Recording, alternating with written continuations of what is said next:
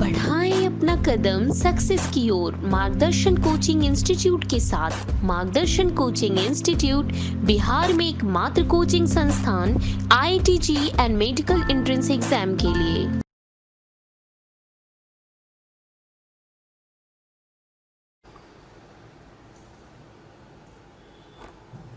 Hello बच्चों,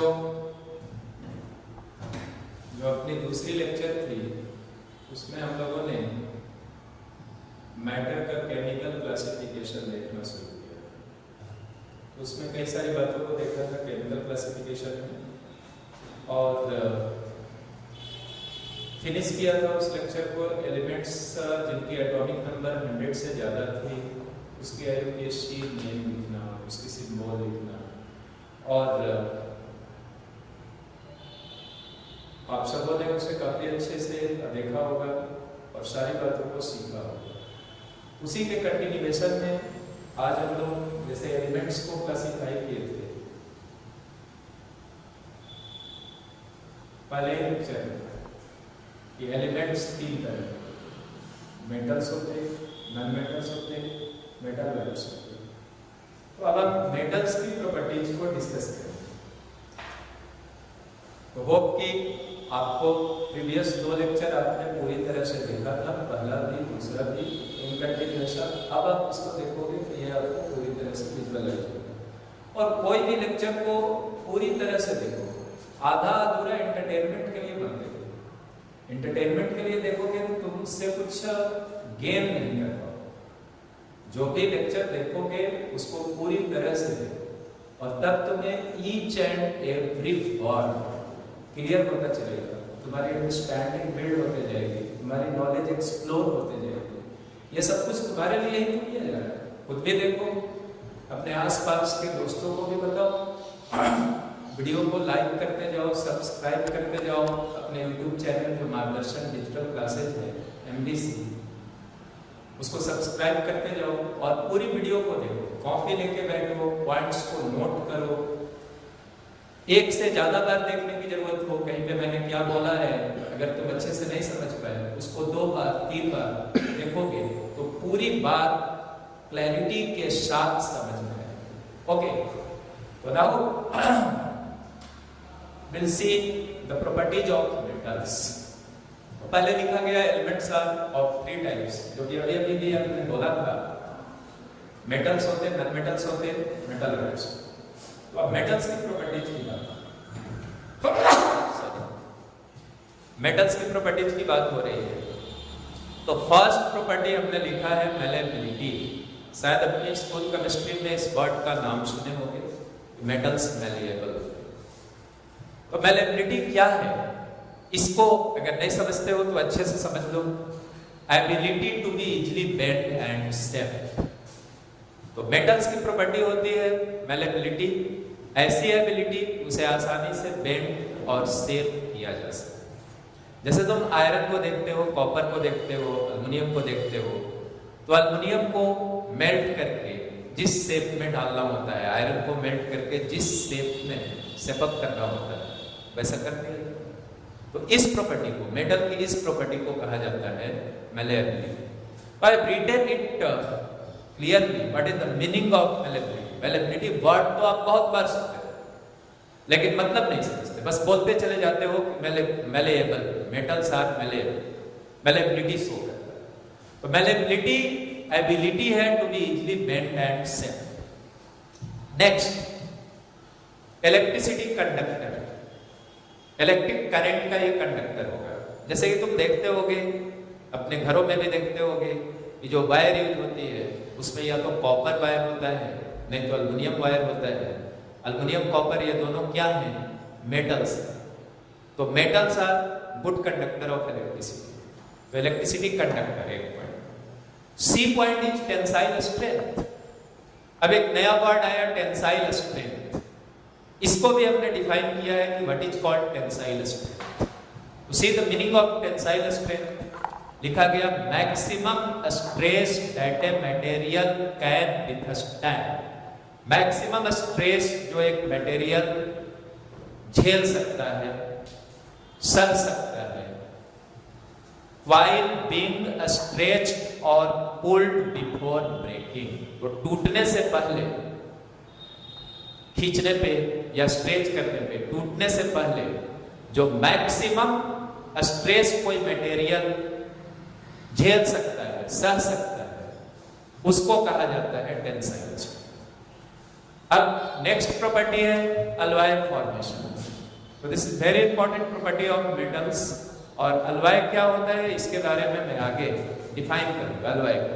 हाँ, फिलहाल हम ये जाने कि मेटल्स अलॉय का फॉर्मेशन करते हैं। जैसे आप कुछ अलॉयज का नाम जानते भी होंगे, जैसे बोलते होंगे, शायद स्कूल केमिस्ट्री में पढ़े होंगे ब्रास, वैसे ही पढ़ते होंगे एल्युमिनियम की भी अलॉय होती है, ड्यूरेलुमियम, वैसे ही पढ़ते होंगे आयरन की अलॉय होती है, stainless steel.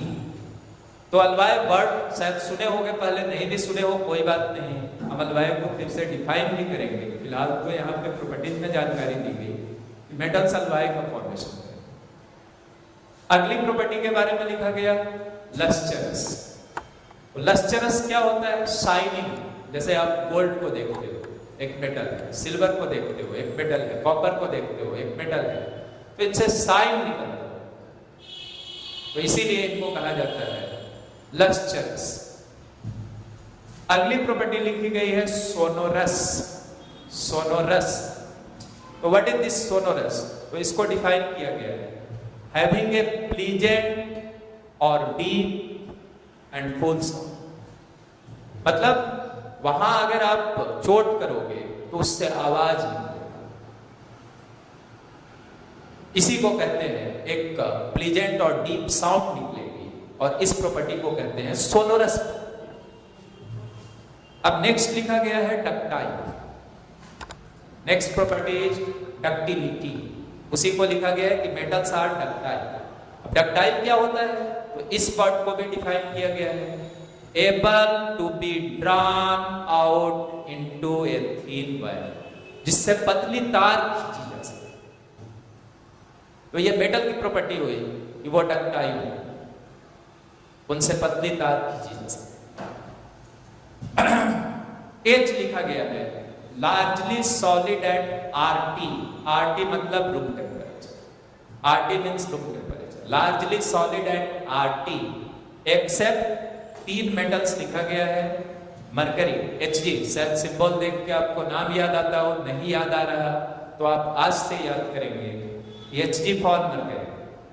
largely solid at room temperature except mercury, gallium and cesium। तो ये 3 एलिमेंट्स की सिंबल, और धीरे धीरे करके आपको एटॉमिक नंबर, नेम, सिंबल की जानकारी रखनी है, और ये सारे एलिमेंट्स के नाम, सिंबल और एटॉमिक नंबर आपको याद हो जाए।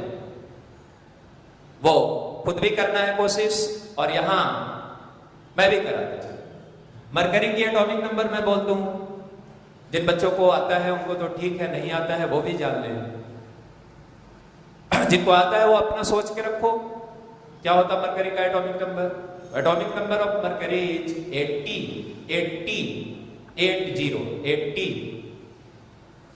गैलियम, तो गैलियम भी इसकी एटॉमिक नंबर जो होगी वो होगी 31। गैलियम की atomic number 31। And next one is caesium. Caesium की एटॉमिक नंबर हुई 55। तो इन तीनों की एटॉमिक नंबर भी फटाफट अपने नोटबुक में नोट कर लो। नाम तो सुन ही लिया, नाम भी लिख लो। मरकरी सिंबल Hg हुआ, atomic number 80। Gallium symbol Ga हुआ, एटॉमिक नंबर 31। और सीजियम सिंबल Cs हुआ, एटॉमिक नंबर 55। तो इन 3 के अलावा बाकी के सभी मेटल्स रूम टेम्परेचर पे सॉलिड स्टेट, और सॉलिड क्या होता है इसकी जानकारी प्रीवियस क्लासेस में दी गई। अब जब ये सॉलिड स्टेट में पाए जाते हैं तो सॉलिड्स की प्रॉपर्टी थी कि उनमें जो कि इंटरमॉलिक्यूलर फोर्सेज स्ट्रॉन्ग होता है, और इंटरमॉलिक्यूलर फोर्सेज के स्ट्रॉन्ग होने के वजह से उनकी मेल्टिंग पॉइंट और बॉइलिंग पॉइंट हाई हो। तो जो मेटल्स होंगे वो चूंकि रूम टेम्परेचर पे सॉलिड स्टेट में पाए जाते हैं, मीन्स इंटरमॉलिक्यूलर फोर्सेज उनमें काफी स्ट्रॉन्ग वाला होता है, और उसके वजह से उनकी melting point boiling point high होगी। हाँ, हाई डेंसिटी भी होगी, मेटल की डेंसिटी हाई होगी, क्योंकि सॉलिड फॉर्म में जनरली पाए जाते हैं, और जो सॉलिड्स है उनकी प्रॉपर्टीज के अंदर हम लोगों ने देखा था कि सॉलिड्स की जो डेंसिटी है वो हाई होगी। अब यहाँ एक टर्म लिखा गया oxides are basic in nature. तो इस बात को मैं ठीक से समझाता हूँ, एक्सप्लेन करता हूँ, आप आराम से सुनो। ऑक्साइड कहते हैं किसको? So someone asks you a question, what is called oxides? तो कैसे आंसर करेंगे? तो कहेंगे कि ऑक्साइड एक बाइनरी कंपाउंड। बाइनरी एक टर्म बोला, बाइनरी कंपाउंड। बाइनरी मतलब composed of two elements. Binary compounds का मतलब ऐसे कंपाउंड जो सिर्फ दो एलिमेंट्स को मिलाने से बनते हैं। तो ऑक्साइड्स के बारे में शायद आप याद कर लिए होंगे।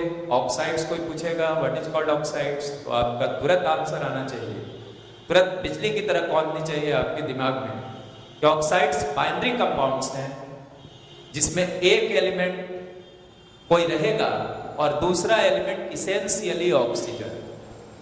जिस एलिमेंट की ऑक्साइड है वो एलिमेंट वहां रहेगा और दूसरा एलिमेंट इसेंशियल जरूरी तौर पे ऑक्सीजन। जैसे आप बोलते हो कैल्शियम ऑक्साइड, तो इसकी फॉर्मूला आपको बोलनी है। किसी ने पूछा कैल्शियम ऑक्साइड की फॉर्मूला, तो पहले समझ गए कि ये ऑक्साइड की बात हो रही है, तो बाइनरी कंपाउंड। किसकी ऑक्साइड पूछी गई? कैल्शियम की ऑक्साइड। तो कैल्शियम का सिंबल Ca होता है, तो CaO calcium oxide.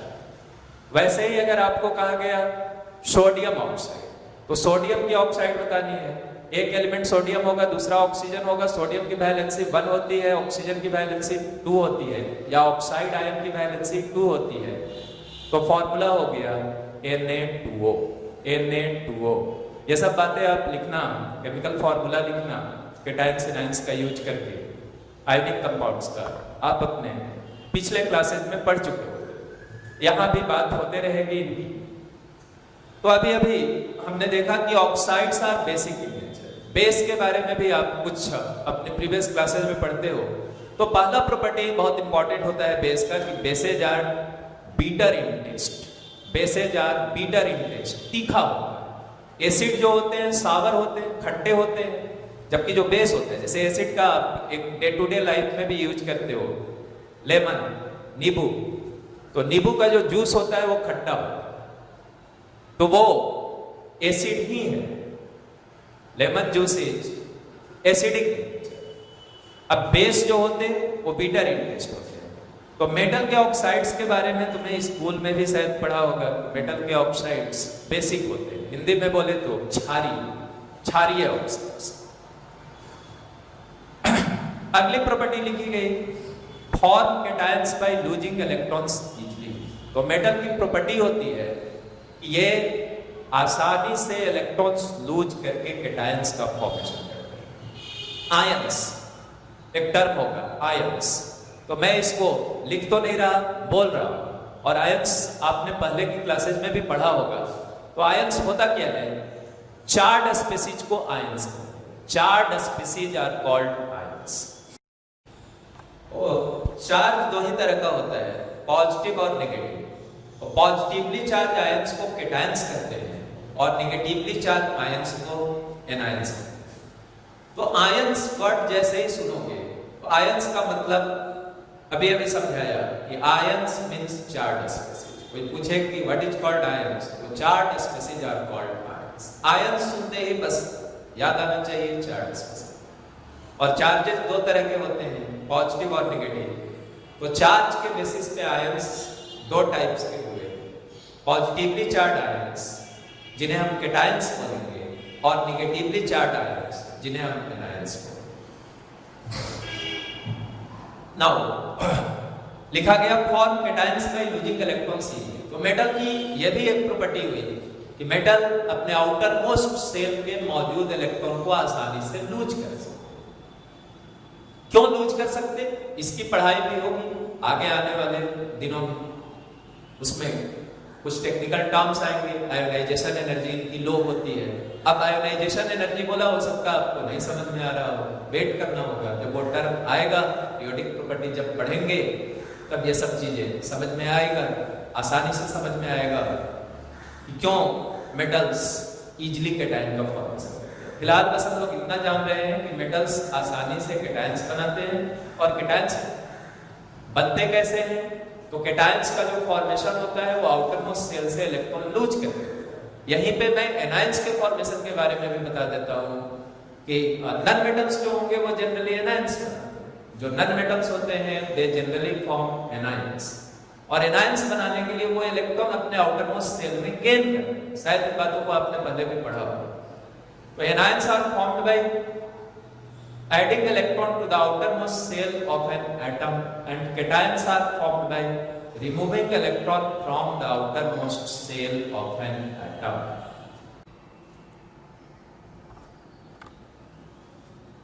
Yes.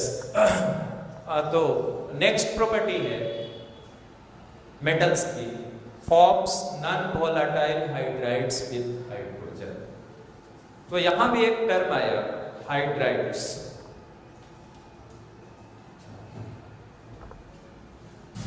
Hydrides है, तो जैसे अभी ऑक्साइड्स को डिफाइन किया था कि ऑक्साइड्स क्या होते हैं? Binary compounds. सिमिलरली हाइड्राइड्स भी बाइनरी कंपाउंड्स होते हैं। ऑक्साइड में एक एलिमेंट इसेंशियली हाइड्रोजन था, और हाइड्राइड्स में एक एलिमेंट इसेंशियली क्या होगा? हाइड्रोजन। जैसे ऑक्साइड में एक एलिमेंट इसेंशियली ऑक्सीजन था, वैसे ही हाइड्राइड में एक एलिमेंट इसेंशियली हाइड्रोजन। तो जिस एलिमेंट का हाइड्राइड होगा वो एलिमेंट रहेगा और दूसरा एलिमेंट हाइड्रोजन रहेगा। तब ऐसे कंपाउंड्स को हम लोग हाइड्राइड्स बोलेंगे। तो कहा गया forms non volatile hydrides with hydrogen. अब एक टर्म आ गया नॉन वोलेटाइल। तो वोलेटाइल समझ लो, वोलेटाइल का ही अपोजिट वर्ड हुआ नॉन वोलेटाइल। वोलेटाइल का मतलब होता है, हिंदी में अगर इसके लिए शब्द देखोगे तो वोलेटाइल मीन्स उड़नशील। उड़नशील तो समझते होंगे। तो नॉन वोलेटाइल जो उड़ नहीं सकता, जो वेपर में कन्वर्ट नहीं हो सकता या गैसेस फॉर्म में नहीं है। तो इसके जो हाइड्राइड्स होते हैं, इसके हाइड्राइड्स कैसे होंगे? Non volatile. तो जो गैसेस फॉर्म में नहीं हो तो इसके हाइड्राइड गैसेस स्टेट में नहीं होंगे, तो इसीलिए उसको लिखा गया नॉन वोलेटाइल। आगे लिखा गया reacts with mineral acid to give H2 gas. ये मिनरल एसिड से रिएक्ट करेंगे। अब एक टर्म आया mineral acid. Mineral acid, mineral acid commonly inorganic acids को मिनरल एसिड कहते हैं। इनऑर्गेनिक एसिड्स जो होते हैं उसी को हम लोग कहते हैं मिनरल एसिड्स। और जब आप मिनरल एसिड बोलते हो तो मुख्य रूप से 3 एसिड, एक हो गया तुम्हारा हाइड्रोक्लोरिक एसिड, दूसरा हो गया नाइट्रिक एसिड और तीसरा हो गया सल्फ्यूरिक एसिड। अब है कि हाइड्रोक्लोरिक एसिड जब सुनो तो उसकी केमिकल फॉर्मूला भी जानो, जो केमिस्ट्री पढ़ रहे हो तो हाइड्रोक्लोरिक एसिड किसी ने बोला तो तुम्हारे दिमाग के स्क्रीन पे तुरंत चलने लगना चाहिए HCl, hydrochloric acid is HCl। दूसरा हमने बोला नाइट्रिक एसिड, नाइट्रिक एसिड सुनते ही फॉर्मूला याद आना चाहिए HNO3। तीसरा बोला सल्फ्यूरिक एसिड H2SO4। तो यही 3 commonly used mineral acids, hydrochloric acid, nitric acid, sulphuric acid. तो मेटल्स जो होते हैं वो इनके साथ रिएक्ट करके हाइड्रोजन गैस। तो this is all about the properties of metals. Now come to non metal. लिखा गया elements not having above written, मतलब ऊपर में हमने क्या लिखा था? मेटल्स की प्रॉपर्टीज को। तो वैसे एलिमेंट्स जो मेटल की प्रॉपर्टीज को नहीं शो करते, मेटल की सारी प्रॉपर्टीज हमने डिस्कस की, तो जो मेटल्स की प्रॉपर्टीज को शो नहीं करते हो उनको कहेंगे नॉन मेटल्स। अब तीसरा तरह का एलिमेंट था मेटल वाला। तो लिखा गया it has intermediate properties, it has intermediate properties. अब ये इंटरमीडिएट का मतलब क्या हुआ? इंटरमीडिएट का मीनिंग हुआ बीच वाला। तो इसकी जो प्रॉपर्टीज होगी वो कुछ मेटल से मैच करेगी और कुछ नॉन मेटल से भी मैच करेगी। इसीलिए कहा जा रहा है कि इनकी जो प्रॉपर्टीज होगी इंटरमीडिएट। तो किससे इंटरमीडिएट? मेटल और नॉन मेटल से, बीच की प्रॉपर्टी जो ना तो एग्जैक्टली मेटल की प्रॉपर्टी हो, ना ही एग्जैक्टली नॉन मेटल की प्रॉपर्टी हो, तब उसको कहेंगे कि इंटरमीडिएट प्रॉपर्टीज हो गए। जैसे हमने यहाँ कुछ एग्जाम्पल्स भी लिखा है, आर्सेनिक एंड सेलेनियम। यहाँ एक एस सिंबल लिखा है मैंने, S is the symbol for arsenic. आप इनको सीख जाओ, जल्दी जल्दी सीखो, एलिमेंट्स का नाम, सिंबल, एटॉमिक नंबर, ये बहुत जरूरी है। केमिस्ट्री जब शुरू कर रहे हो तो एलिमेंट से ही तो इसकी शुरुआत होगी, तो आपको ये जरूरी तौर पे हमेशा के लिए अपने मेमोरी बॉक्स में टिल लाइफ, जो कभी नहीं जाए, ऐसी मेमोरी बनानी है एलिमेंट्स के नेम और सिंबल, एटॉमिक नंबर। तो आर्सेनिक एस, इसकी एटॉमिक नंबर किसी को याद है तो सोचो, नहीं याद है उसके लिए मैं बोल रहा हूं 33। तो अभी आप अपने नोटबुक में नोट भी कर लो, एस आर्सेनिक की सिंबल हुई और आर्सेनिक की जो एटॉमिक नंबर हुई वो हुई 33। सेलेनियम Sc, सिंबल Sc रहा और इसकी एटॉमिक नंबर 34। अब हमने तीनों तरह के एलिमेंट्स की प्रॉपर्टीज को देख लिया। अलवाइज के बारे में अलवाइज क्या होता था, अभी हमको मेटल पढ़ते समय दिखा था, मेटल की प्रॉपर्टीज को देखते समय मेटल्स अलवाय का फॉर्मेशन। तो लिखा गया कि it is a homogeneous mixture. अब मिक्सचर को पिछले दिन हम लोगों ने देखा था, होमोजीनियस हेट्रोजीनियस को भी देखा था अपने सेकंड लेक्चर में। तो वहां से अगर ये बातें नहीं समझ रहे हो होमोजीनियस, तो वहां से फिर से देख के इनको क्लियर कर लेना। तो it is a homogeneous mixture of metals with another metal और metal as well as non metal. तो एक मेटल का दूसरे मेटल के साथ होमोजीनियस मिक्सचर या किसी मेटल का नॉन मेटल के साथ होमोजीनियस मिक्सचर को कहते हैं अलवाइज। अब हम लोग बात करेंगे कंपाउंड्स की। केमिकल क्लासिफिकेशन में हमने देखा था एलिमेंट्स था, कंपाउंड था।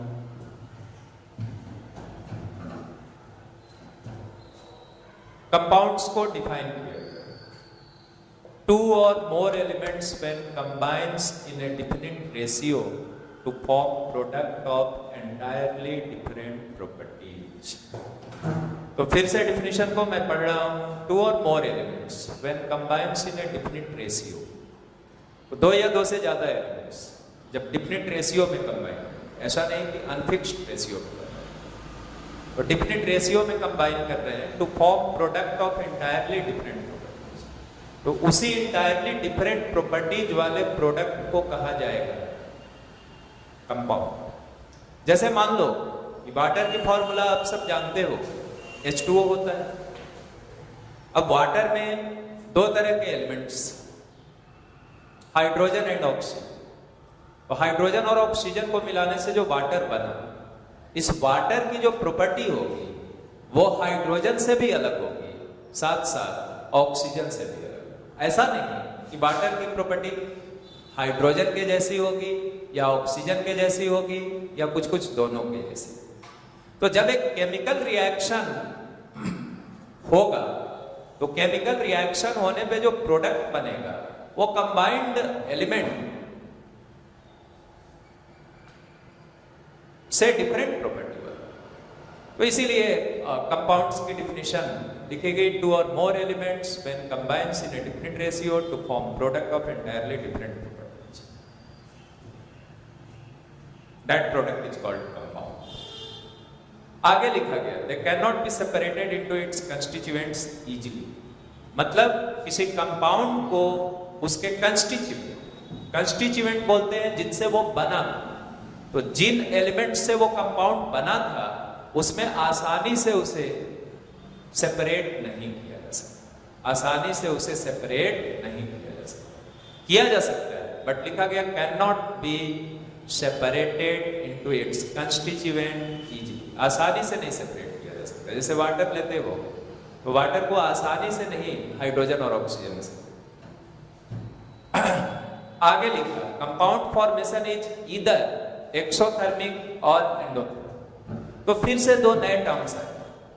कंपाउंड का जो फॉर्मेशन होगा वो एंडोथर्मिक भी हो सकता है, एक्सोथर्मिक भी हो सकता है। अब एंडोथर्मिक किसे कहते हैं? शायद आपको स्कूल केमिस्ट्री से कुछ जानकारी हो।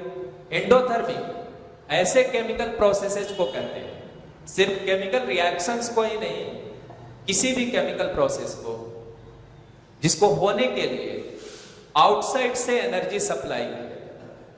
तो एंडोथर्मिक प्रोसेस ऐसे केमिकल प्रोसेस को कहा जाता है जिसको होने के लिए आउटसाइड से एनर्जी सप्लाई करना पड़े। और एक्सोथर्मिक ऐसे केमिकल रिएक्शंस को कहेंगे या केमिकल प्रोसेसेस को कहेंगे जिसके होने के बाद एनर्जी रिलीज हो, जिसके होने के बाद एनर्जी रिलीज होती हो उसको क्या बोलोगे? एक्सोथर्मिक। और जिसको होने के लिए एनर्जी सप्लाई करना पड़े ऐसे केमिकल प्रोसेस को बोलते हैं एंडोथर्मिक। तो कहा गया कि केमिकल रिएक्शंस जो होंगे, कंपाउंड फॉर्मेशन जो होगा वो एक्सोथर्मिक भी हो सकता है, एंडोथर्मिक भी हो सकता है। अब कंपाउंड्स को दो टाइप्स में बांटा गया। एक कहा गया ऑर्गेनिक कंपाउंड और दूसरा कहा गया इनऑर्गेनिक कंपाउंड। तो कंपाउंड्स दो तरीके के, ऑर्गेनिक एंड इनऑर्गेनिक। अब एक साइंटिस्ट थे बर्जीलियस, तो बर्जीलियस ने ऑर्गेनिक कंपाउंड को डिफाइन किया था। बर्जीलियस साहब ने ऑर्गेनिक कंपाउंड को डिफाइन किया था। तो बर्जीलियस साहब ने कैसे डिफाइन किया था ऑर्गेनिक कंपाउंड को? लेट अस सी। तो Berzelius definition of organic compounds कहा था बर्जीलियस साहब ने, all the compounds COMPDS compounds obtained from living organism. Living organism से जो भी कंपाउंड्स ऑब्टेन होते हैं उसे कहा जाता है ऑर्गेनिक कंपाउंड्स। और बर्जीलियस साहब ने हाइपोथेसिस दिया था, या उस थ्योरी को वाइटल फोर्स थ्योरी भी कहा जाता है। Vital force theory, vital power theory या vital force theory, vital power theory बोलो।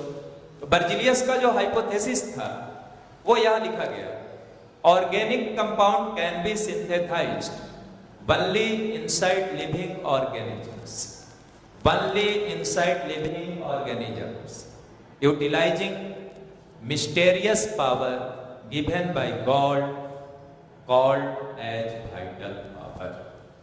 तो बर्जीलियस साहब ने कहा था कि ऑर्गेनिक कंपाउंड का सिंथेसिस हम और आप नहीं कर सकते, वो बस लिविंग ऑर्गेनिज्म के अंदर प्रिपेयर होता है और वो एक रहस्यमय शक्ति से होता है।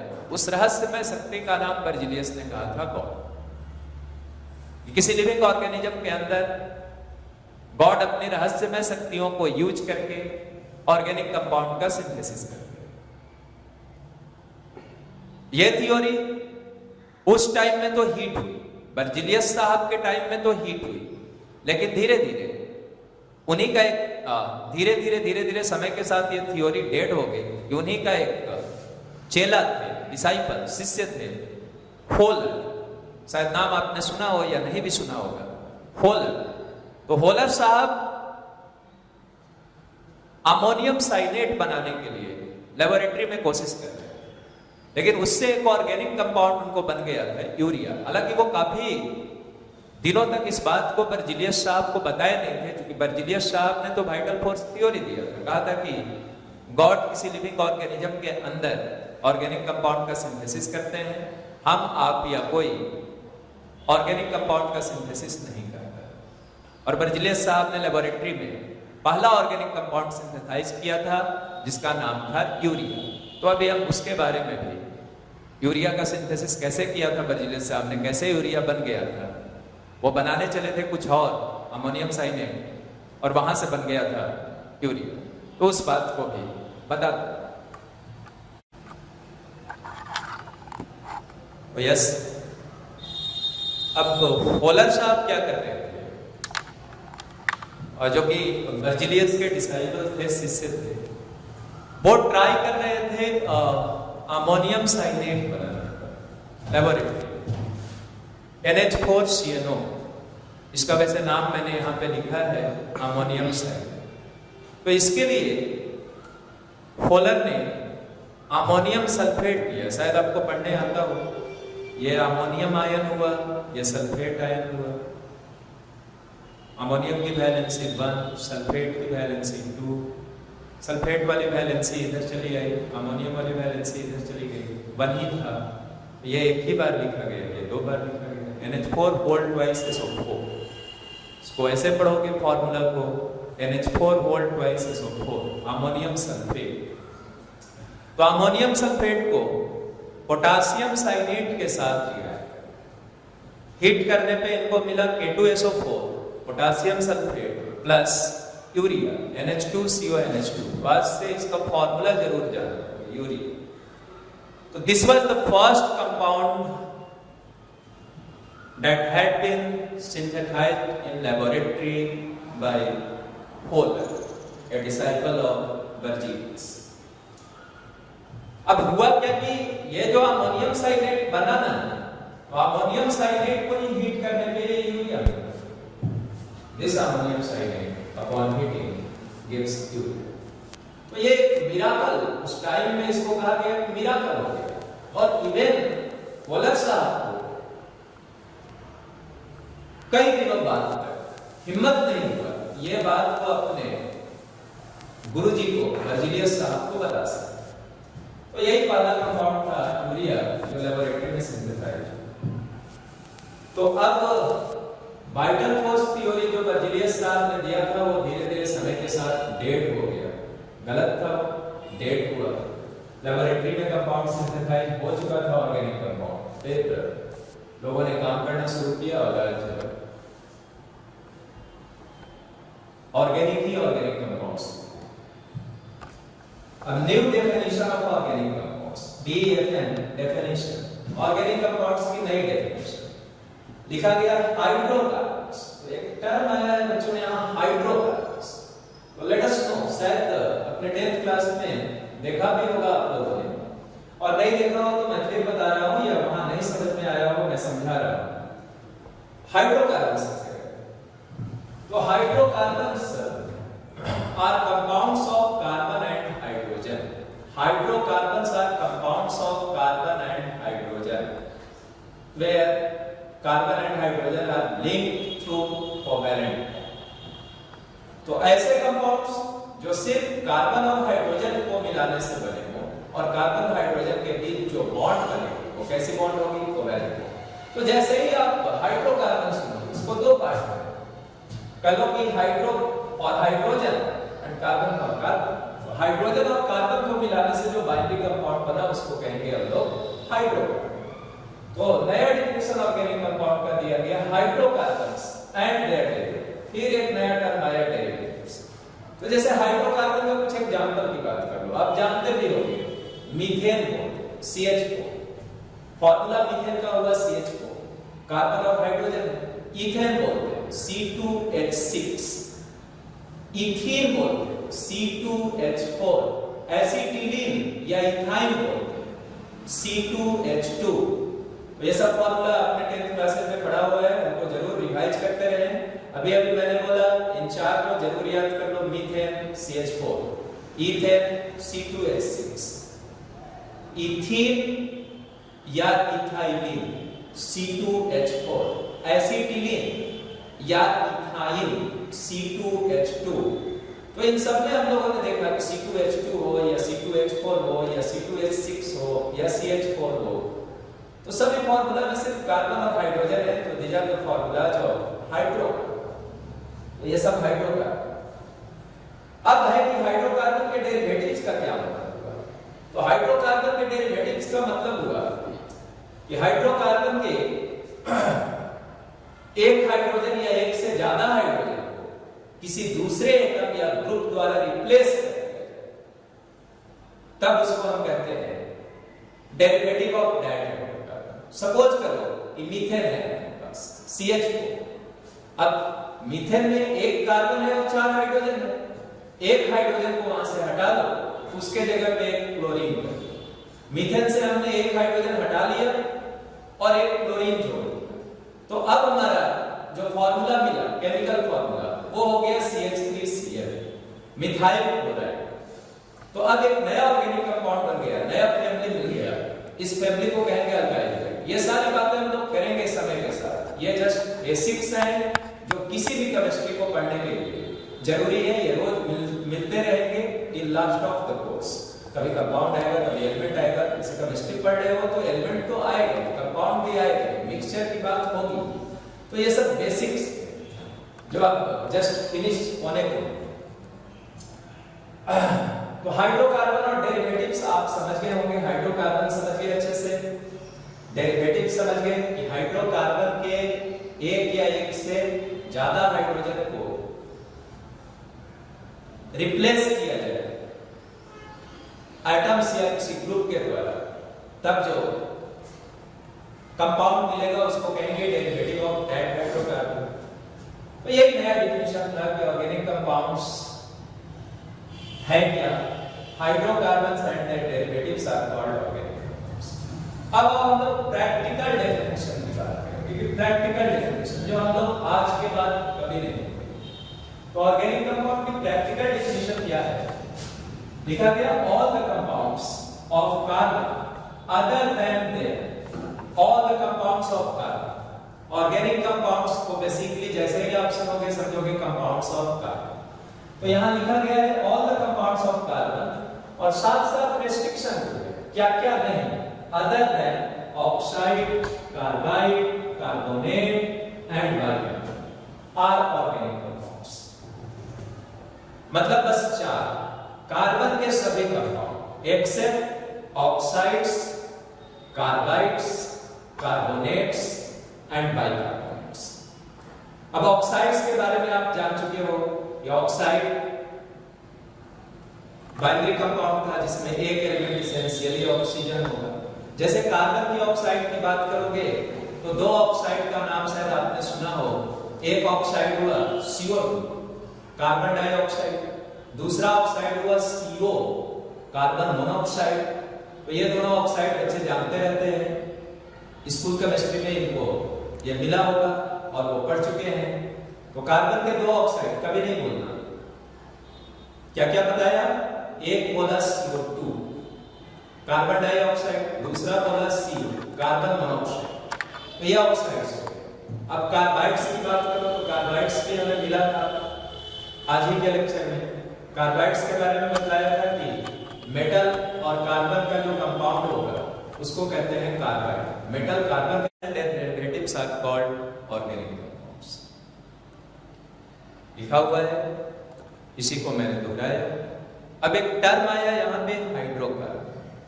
तो अब हाइड्रोकार्बन में एक्सप्लेन कर देता हूँ। वैसे आप क्लास 10 में भी इसको पढ़े हो। सुनो, हाइड्रोकार्बन में बाइनरी कंपाउंड होगा जिसमें दो ही तरह के एलिमेंट्स होंगे, कार्बन और हाइड्रोजन। तो बाइनरी कंपाउंड है हाइड्रोकार्बन जिसमें बस दो एलिमेंट्स होंगे, कार्बन होगा और हाइड्रोजन, दो ही तरह के। अब हाइड्रोकार्बन्स का बहुत सारा एग्जांपल आप पहले से भी जानते हैं। जैसे आप मीथेन बोलते हैं, मीथेन की फॉर्मूला हुई CH4। इथेन बोलते हैं, फॉर्मूला हुई C2H6। इथीन बोलते हैं, या उसी को इथाइलिन भी कहते हैं। इथाइलिन और इथीन फॉर्मूला हुआ C2H4।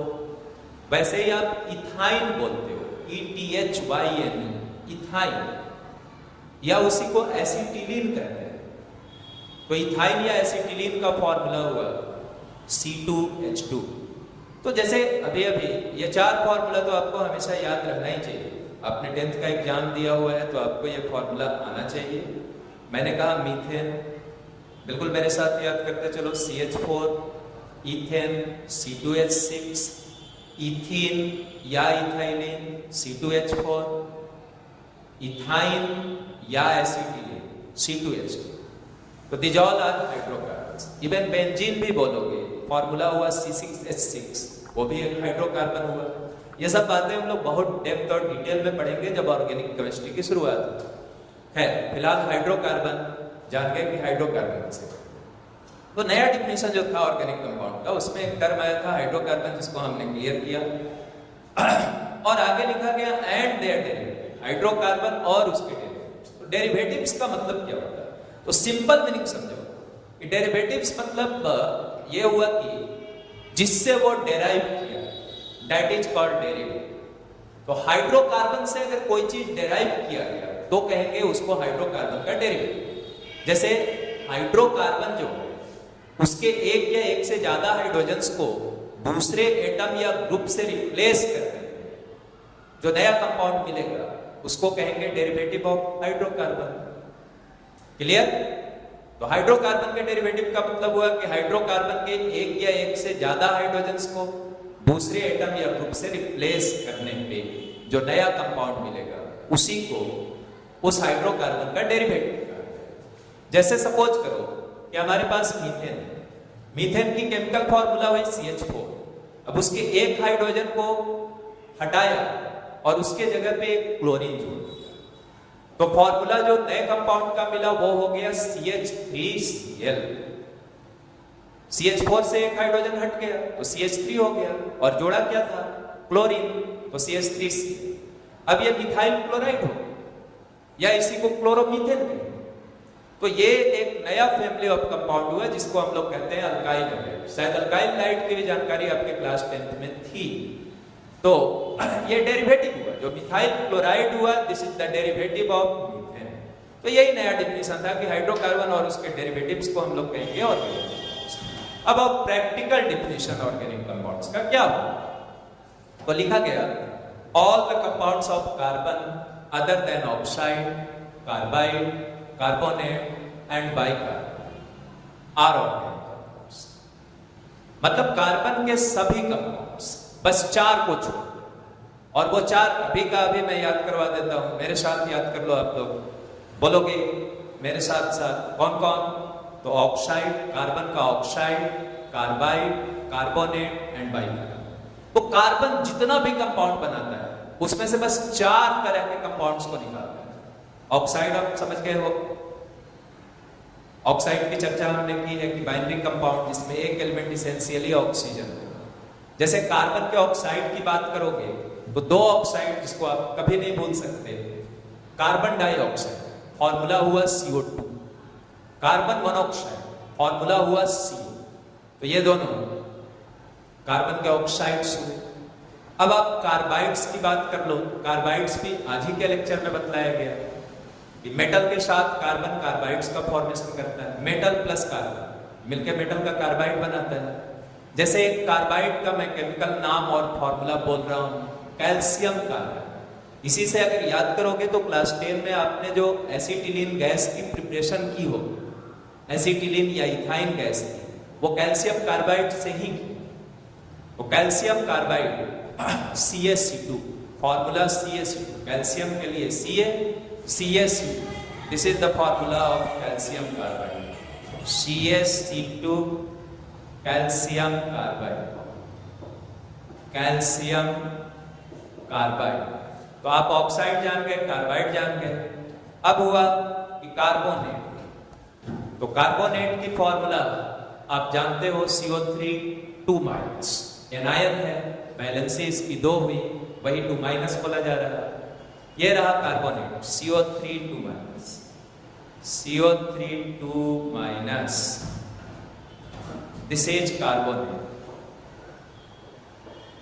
कार्बोनेट यहां पे मैं बाइकार्बोनेट भी लिख रहा हूं, HCO3-, this is bicarbonate, bicarbonate. या इसी को बच्चों, इसी को हम लोग हाइड्रोजन कार्बोनेट, बाइकार्बोनेट पढ़ो या हाइड्रोजन कार्बोनेट। अब कोई कहे कि एक कार्बोनेट का फॉर्मूला बतलाओ तो तुम बोलो calcium carbonate CaCO3, magnesium carbonate MgCO3। वैसे ही बाइकार्बोनेट है तो कैल्शियम की बाइकार्बोनेट होगी CaHCO3 तो प्रैक्टिकल डिफिनेशन हम लोग सीख के ऑर्गेनिक कंपाउंड्स का, और ये अब से कभी नहीं भूले। तो प्रैक्टिकल डिफिनेशन हमारा ये रहा कि कार्बन के सभी कंपाउंड्स एक्सक्लूडिंग मतलब छोड़ के, इसको छोड़ के oxides, carbides, carbonates and bicarbonates. तो अब अपने आज के लेक्चर को यही कंक्लूड करना, और होप कि आप सबों ने काफी एंजॉय किया होगा और कई सारी नई चीजों को सीखा। आप जब भी लेक्चर देखें तो मैंने लेक्चर के शुरुआत में भी कहा था कि ये एंटरटेनमेंट का वीडियोज नहीं है, it's not a joking video जिसमें मजाक किया जा रहा है या हंसाने की कोशिश किया जा रहा है। This is a very serious activity और you have to be very serious for learning language. आप जब भी वीडियो देखो पूरी तरीके से फर्स्ट वर्ड से लेकर के लास्ट वर्ड तक। आपको सीखने के लिए हर वीडियो में बहुत सारी नई बातें, और जैसे जैसे चीजें आगे बढ़ते जाएंगी आप ज्यादा से ज्यादा एंजॉय करते जाओगे। हर दिन नई लर्निंग आपको होगी। तो आपको बस सिंपल रखना है खुद को, कि ऐसा नहीं कि ट्राई मारते रहे इधर उधर कुछ इधर देख लिए कुछ उधर देख लिए तो हौच पौच हो जाएगी सारी चीज, कोई कंसेप्ट जैसा बिल्ड नहीं होगा। इसीलिए तो हम लोग इतना सिस्टमेटिकली कर रहे हैं कि फर्स्ट लेक्चर में कोई ऐसा नहीं किया गया कि नहीं कुछ ऐसा बस खाली to maintain the interest of the student.